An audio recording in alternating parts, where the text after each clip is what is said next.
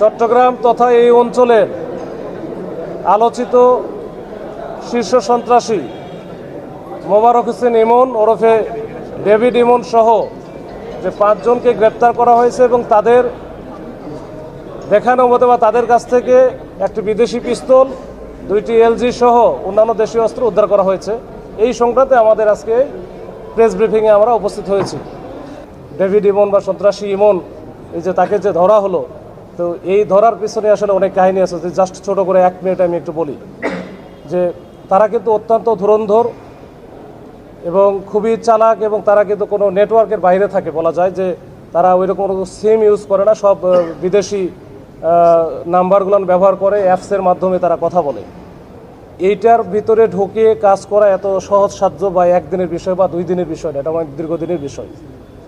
তো সর্বশেষ আমরা যখন এই চক্র, বিশেষ করে ডেভিড ইমনের, ও যখন দেশে যখন দেখতেছে যে তার ধরা পড়ার সম্ভাবনা আছে বা এটা বেশি আলোচিত হয়ে গেছে, তখন যে বিদেশে একজন আছে যে আলোচিত গ্যাং লিডার, যে সাজ্জাদ, বড় সাজ্জাদ ওরফে বড় সাজ্জাদ, তার পরামর্শক্রমেই তারা কিন্তু সে কিন্তু ইন্ডিয়াতে বা ভারতে পালিয়ে যাওয়ার একটা তার পরিকল্পনা ছিল। এই পরিকল্পনা সম্পর্কে আমরা সম্যকভাবে অবগত হই এবং এখান থেকেই সে এই যে যাওয়ার চেষ্টা করে চট্টগ্রাম থেকে ঢাকা।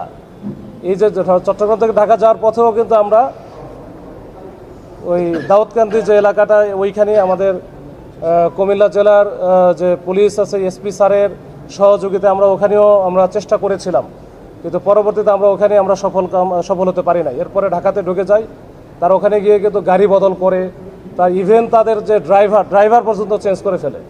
চেঞ্জ করে এটা একটা পর্যায়ে তারা আমাদের কাছে খবর আসে বা আমরা ওইভাবে এটা নিয়ে খবর পাই যে খুলনার দিকে যাবে। তা আমরা কিন্তু সেইভাবে এই যে পদ্মা সেতুতে যে টোল প্লাজা আছে, ওইখানেও কিন্তু আমরা একটা চেকপোস্ট স্থাপন করি। বিশেষ করে ওইখানকার মুন্সিগঞ্জের পুলিশ সুপার স্যারের তাৎক্ষণিক রেসপন্সে ওইখানে ভালো একটা আমরা চেকপোস্ট করি। কিন্তু আমাদের ওইখানে আমাদের ব্যাড লাক যে আমরা ওই সময় আসলে ওইখানে ধরতে পারি নাই। এরপরে আমরা পাস করে চলে যাই। আমরা জানি যে সে যাবে খুলনাতে, ওইভাবে আমরা রূপসার দিকেও আমাদের এটা ওই খুলনা জেলা পুলিশের সহায়তায় আমরা এটা চেকপোস্টের ব্যবস্থা রেখেছিলাম। কিন্তু ইতিমধ্যেই তারা তো বারবার আসলে অনেক ডিসিশনগুলো চেঞ্জ করে। তারা হঠাৎ করে দেখলো যে ওই গোপালগঞ্জ থেকে নড়াইলের দিকে ঢুকে যায়। তখন রাত্র আসলে প্রায় 3:30টার মতো বাজে। তো এই সময় আসলে আমরা তখন কুল পাই না। পরে নড়াইলের এসপি স্যারকে আমি ফোন দিয়েছিলাম, পরে আমি ওইখান থেকে বের হয়ে গেছে। এরপরে যশোরে এসপি স্যারের সাথে যোগাযোগ করে ওইখানে লাকিলি স্যারকে আমি পেয়ে গেছি এবং স্যার একেবারে প্রথম কলেই ধরেছেন এবং সাথে সাথে আমাকে একটা টিম অ্যাসাইন করে দিয়েছেন বা আমার সাথে ট্যাগ করে দিয়েছেন। আমি ওই টিমকে সার্বক্ষণিকভাবে সহায়তা করে এবং কোথায় কি যাচ্ছে আমরা সব আপডেট দিয়ে আপনারা জানেন যে যশোরে যে জমজমপুর এলাকা, ওইখানে মোটামুটি ভোরের দিকে 5টা বা এরকম 5:15টার দিকে আমরা কিন্তু এই যে ডেভিড ইমন সহ আরও 3 জন, মানে সব মিলে 4 জনকে ওখানে গ্রেপ্তার করতে সক্ষম হই এবং আমাদের টিমটা পিছনেই ছিল।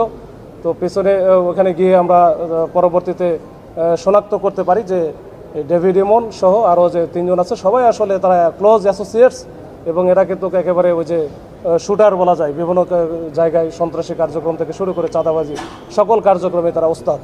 এই চট্টগ্রাম অঞ্চলে এইখানে এই অপরাধ করে, সন্ত্রাসী করে, হত্যা করে, চাঁদাবাজি করে পার পেয়ে যাবে এরকম হওয়ার কোনো সুযোগ নাই এবং তাদেরকে প্রত্যেককেই আইনের আওতায় আসতে হবে এবং নিয়ে আসব। কোনো সন্ত্রাসী বা কোনো অপরাধী রাষ্ট্র বা সরকারের ক্ষমতার ঊর্ধ্বে না।